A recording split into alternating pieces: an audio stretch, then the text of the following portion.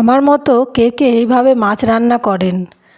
প্রতিদিন যখন মাছ ভাজা করে রান্না করি মানে খেতে আর সবসময় ভালো লাগে না, সেই জন্যে একটু আলাদা আলাদা করে মাছ রান্না করি। এইভাবে আপনারাও মাছ রান্না করে খেয়ে দেখবেন কেমন লাগে। আমার মনে হয় ভালোই লাগে। যারা তেল কম খেতে চায় তাদের জন্য এই রেসিপিটা। আপনারা দেখবেন, পুরো ভিডিওটা দেখে কমেন্টে জানাবেন কে কে আমার মতো এইভাবে মাছ রান্না করেন। অত্যন্ত সুস্বাদু হয়, ভালোই হয় খেতে, খারাপ হয় না। একদিন তেল কম করে খাওয়ার জন্য এইভাবে রান্না করা যায় মাছ।